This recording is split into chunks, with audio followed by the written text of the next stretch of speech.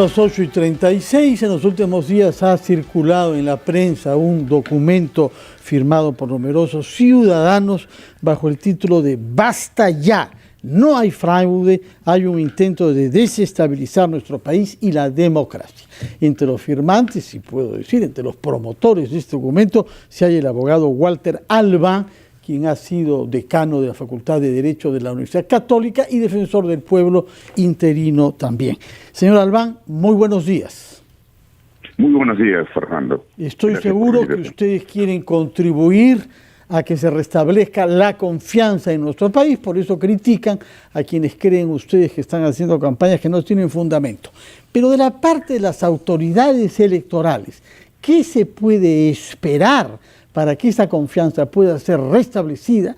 Esperar sobre todo, ahora que en esta semana vienen las apelaciones que llegan ante el Jurado Nacional, sobre dos puntos que, quieras o no, han dado lugar a ciertos contenciosos jurídicos. Uno tiene que ver con el plazo y otro tiene que ver con la solicitud de acceso a las listas electorales de las mesas que están sometidas a cuestionamientos. Bien, Fernando, yo creo que ahí lo que queda claro es que las autoridades electorales deben continuar haciendo el trabajo que han venido desarrollando en todo este tiempo y no apartarse de lo que la Constitución, la ley y toda la normatividad electoral consagran. Creo que desde un primer momento se ha señalado que se va a respetar lo que resulte de esta tarea que tienen que realizar con la mayor prolijidad, ¿no es cierto?, y con apego a esta normativa. Lo que está sin duda fuera de lugar es pretender influir en ellos, haciéndoles campañas, acosamiento, haciendo lo posible por tratar de torcer la voluntad de estas personas que tienen una altísima responsabilidad en este momento en sus manos. Pero lo que yo quisiera destacar de nuestro pronunciamiento es que en realidad a lo que llama es a tratar de dialogar entre el más amplio sector de la población. Yo quisiera hacer notar que este pronunciamiento que se suscribió por más de 400 personas en un primer momento, tiene en este momento más de 21,000 adherentes. Y a lo que estamos apuntando, porque hay prácticamente gente de todos los sectores, es una diversidad impresionante, ¿no? Artistas, dirigentes indígenas, dirigentes de organizaciones gremiales, gente del mundo de la academia, periodistas, líderes de opinión, empresarios, líderes regionales, y todo esto incluso entre gente que ha votado de muy distintas maneras, pero de lo que se trata es de darnos la oportunidad, no de atender a los radicalismos que están en uno y otro extremo, sino más bien de tratar de buscar cómo integrarnos como país.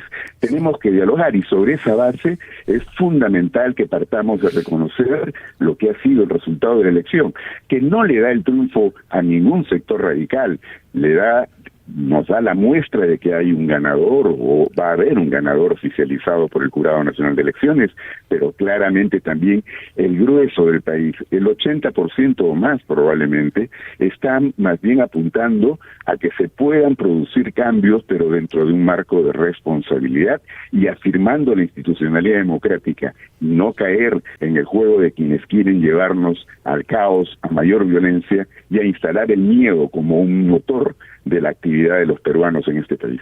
Doctor Albán, ¿cómo está? Muy buenos días. Buenos días, Mónica. ¿Cuánto extrañamos palabras como moderación, sensatez, lucidez? Es algo que no se escucha diariamente en una situación de extremos y radicalismos. Estamos todos esperando eso. Ahora, la figura de centro, que es lo que ustedes están tratando de representar en un comunicado conjunto de qué vamos a hacer a partir del 28 de julio, ha sido en una elección como esta tan polarizada destruido. Pero ¿cómo hacemos para poder neutralizar precisamente esos factores radicales, más allá de un lado o de otro? Tenemos claro, y usted mismo lo ha dicho, que del lado de Fuerza Popular no se puede generalizar de que son fujimoristas o en realidad hay corrupción entre todos. Y en el otro lado tampoco se puede generalizar que todos son comunistas. Entonces, ¿cómo logramos que la moderación, el centro, represente efectivamente lo que ha querido decir el país a través de una votación tan ajustada, sea quien fuera el ganador? Precisamente, Mónica, porque creo que no se ha destruido el centro, lo que pasa es que ha quedado marginado por completo, pero bien noqueado ha quedado, doctor Albán. Es la gran mayoría del país. Es que claro, en una campaña de radicalismos y con temor, con un incremento además de mentiras que han circulado por diferente lado, ¿no es cierto?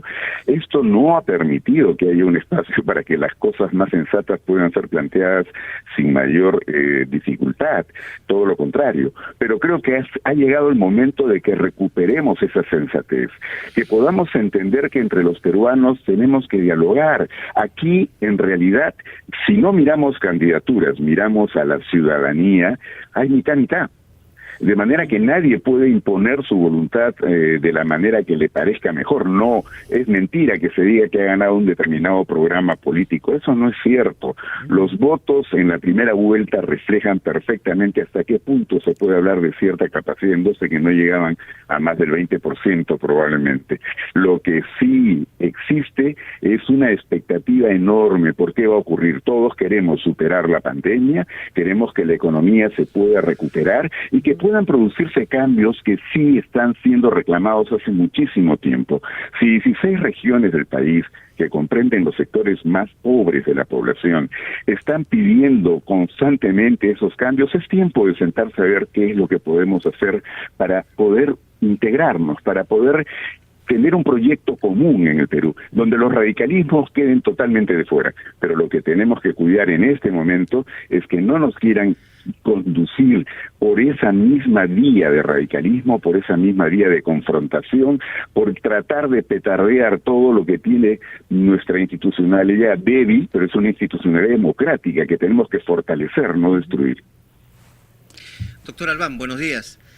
Buenos días, Carlos. Yo quería preguntarle, ¿cómo está? Yo quería preguntarle sobre diversas posiciones que hay en torno a cuestionar la legitimidad de este proceso electoral, a tal punto que se ha pedido inclusive nulidad de elecciones y se está recurriendo inclusive al Poder Judicial para lograr este objetivo.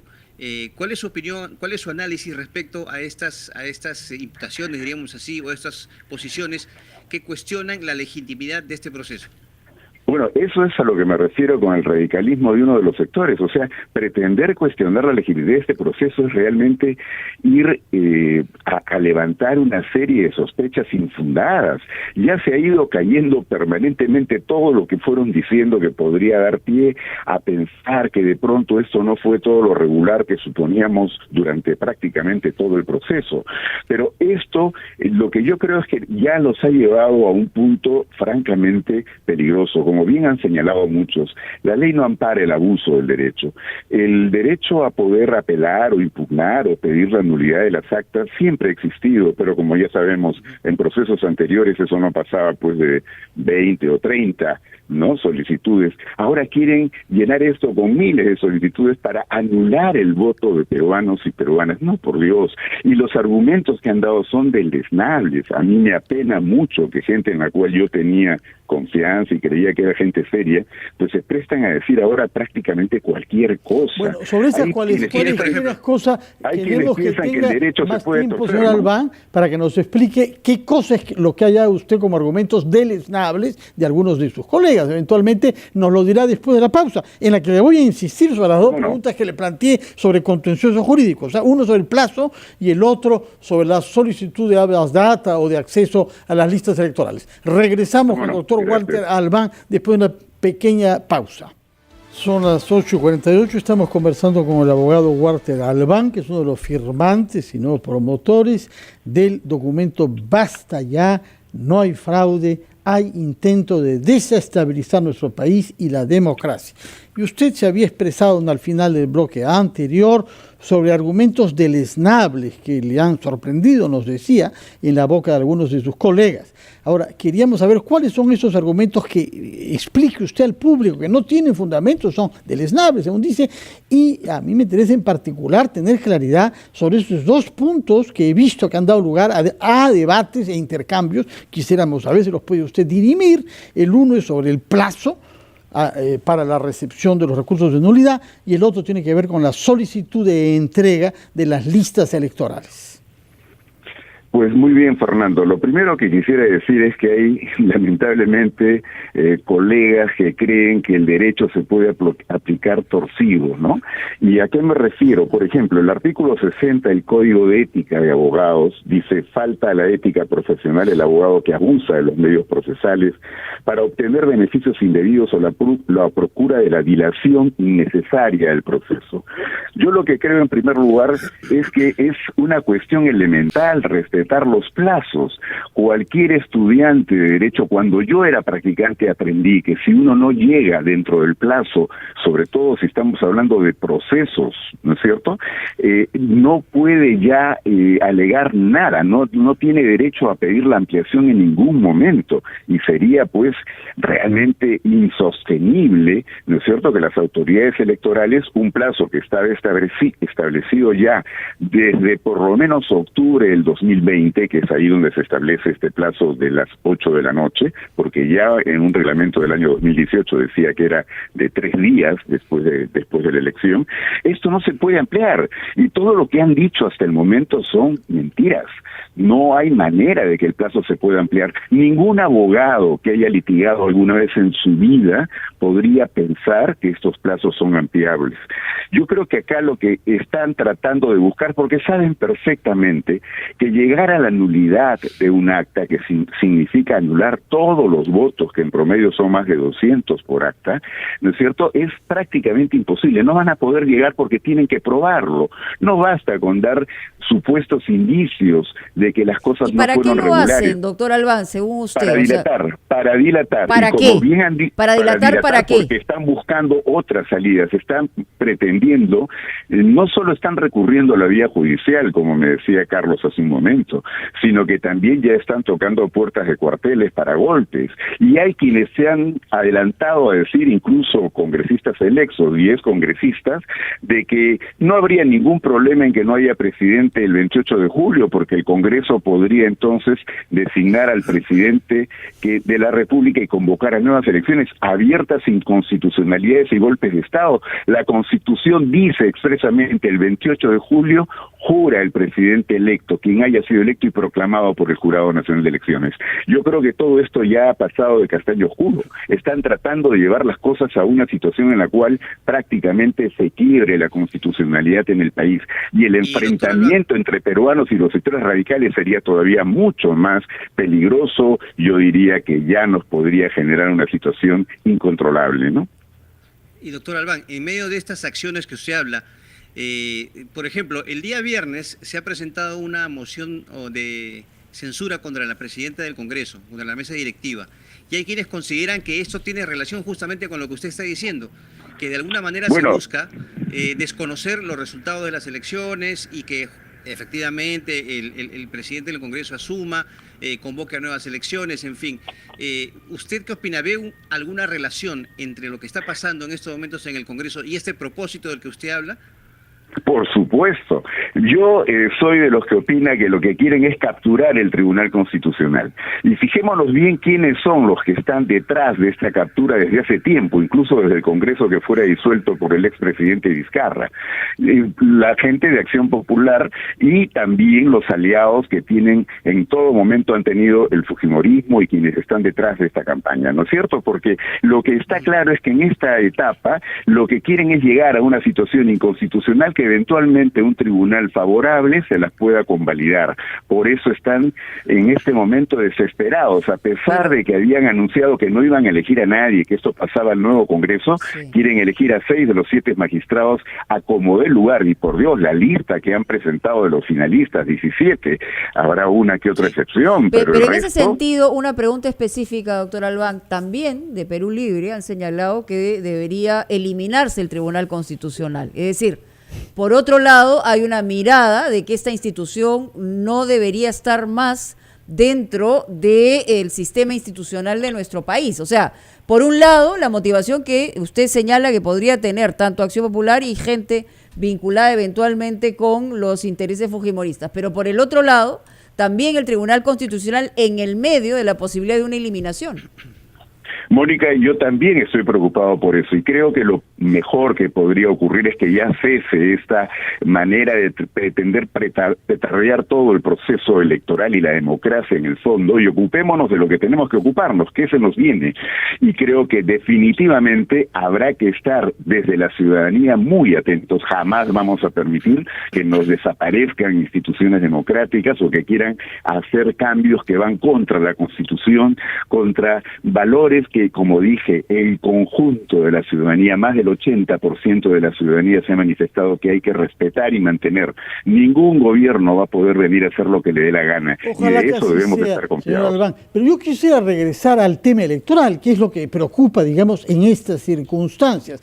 Y tiene usted que reconocer, habrán quienes quieren desestabilizar, pero hay gente de buena fe que quiere tener seguridad sobre de que no ha habido fraude y que su voto se va a respetar plenamente. Acepte usted que hay personas que quieren realmente tener garantías de eso. Y para eso hay quien ha considerado oportuno solicitar la entrega de las listas electorales.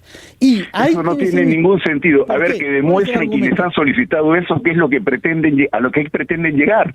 Yo creo que lo único que están haciendo por es intenciones atribuidas. El argumento para rechazar esa solicitud, ¿cuál es? Sin atribuir la intención. ¿Cuál es el argumento para pedirlas? Yo creo que lo único que están haciendo es que... El argumento para pedirlas, señor Albán, es que hay sospechas de que hay firmas que no corresponden a las que están registradas. Entonces, ¿por qué no entregar esas listas electorales? Quiero comprender cuál es el argumento. Que se investigue eso, pero lo que no pueden hacer, que es lo que están haciendo en la práctica, es dilatar este proceso e impedir que el sistema electoral pueda concluir su trabajo. O sea, mañana van a pedir las partidas de nacimiento de los que votaron ahí, y no podemos darles pues gusto en todo. Eso es el abuso del derecho. Eso es lo que yo denuncio como abuso del derecho. Que se investigue después si quieren, pero lo poco que han anunciado de firmas falsas, etcétera, han salido ciudadanos que han ido a reclamar de que ellos sí son estas personas. Ellos han participado en las mesas, su firma es su firma, aunque pudieran haber diferencias de repente con lo que estaba en el registro de RENIEC. Pero eso se podrá probar después y tendrán que hacer todas las investigaciones y sanciones que correspondan. Lo que no podemos es hacer que el proceso electoral se vaya al despeñadero tratando de de abrumar al sistema electoral, de ponerlo en incapacidad de poder continuar con el proceso para que esto concluya oportunamente. Tenemos que prepararnos por una transición, tenemos que prepararnos para tener un presidente electo el día 28, o sea, oficialmente proclamado para el 28 de julio. Entonces, no podemos seguir pues en este plan de que prácticamente ya mañana van a pedir la partida de bautismo de cada uno de los que fueron a votar. Por Dios, eso no tiene mínimo de seriedad, ¿no? Doctor Albán, una pregunta concreta. Con respecto a los plazos que habló Fernando, hay quienes consideran, hemos escuchado por ejemplo al doctor Oscar Urbiola, a la doctora Lourdes Flores Nano, decir que más que temas formales o administrativos debe primar aquí la defensa de la legalidad del voto y la Constitución, que está por encima justamente de estos parámetros de carácter legal y administrativo. ¿Qué opinas sobre esa posición? Carlos, eso es lo que a lo que yo me refería. Me parece penoso que gente que tiene una trayectoria en el derecho se preste a esto, ¿no? O sea, el fin no justifica los medios. Yo puedo pensar de que estoy actuando para lo que es lo mejor para el país, pero eso no me puede llevar a contradecirme a mí mismo, como en el caso del doctor Urbiola. Él firma una sentencia del Tribunal Constitucional donde dice todo lo contrario el año 2011. Y ahora pretende ir contra lo que un practicante de derecho sabe. Los plazos no se pueden ampliar. Imagínese usted, si lo que dice la norma es que ese plazo venció el día miércoles a las 8 de la noche, el miércoles 9, no puede el jurado bajo ninguna circunstancia salir a decir que ese plazo lo va a ampliar pues para atender requerimientos tan fuera de lugar como los que han hecho él y ahora la doctora Lourdes Flores. Por Dios, o sea, allí sí los organismos de observación electoral, tanto nacionales como internacionales sobre todo, le dirían al jurado: usted está actuando de una manera parcial social. Esto ya pone en cuestión el comportamiento que corresponde a una instancia de tanta importancia en estas circunstancias. O sea, yo creo que definitivamente eso es indefendible, pero claro, si personas con esa autoridad salen a decirlo, generan pues más dudas, y a muchos de los que están en este momento pensando que de pronto las cosas no fueron todo lo regulares que se deben exigir, entonces ya comienzan a decir, sí, de pronto tienen razón, pero por Dios, no tienen ninguna razón. Están pidiendo que a partir de mañana el sol salga en la noche y la luna en el día, ¿no? O sea, una cosa de ese tipo es la que están planteando. Lo único real es que hoy comienza el invierno, y que hay que protegerse de eso, 21 de junio. Muchísimas gracias, señor Albán, por sus explicaciones. Repito, lo hemos invitado en su calidad de firmante de este documento. Basta ya, no hay fraude electoral, lo que hay es una desestabilización del país y la democracia. Tenemos muchos otros temas jurídicos y judiciales, Carlos, entre otras, una solicitud presentada hoy por el fiscal José Domingo Pérez, ¿no? Efectivamente, ha pedido que se rechace una solicitud que formuló la abogada de Keiko Fujimori para que la audiencia de hoy sea presencial, porque evidentemente él considera que hay una campaña en contra suya promovida por allegados al fujimorismo, y esto podría tener riesgos, ¿no? Podría congregar gente en las afueras del jurado, y por lo tanto, ante esta situación, pide que sea virtual. Así que esa es la solicitud que ha presentado el fiscal José Domingo Pérez. Veremos qué resuelve el Poder Judicial. Bueno, pensábamos que las sesiones digitales eran para precavernos de la pandemia. Resulta que hay ahora otras motivaciones que se añaden al uso de lo digital. Muchas gracias por esta información, Carlos, de último minuto. Hacemos una pausa, titulares de la hora, y regresamos con ampliación de noticias.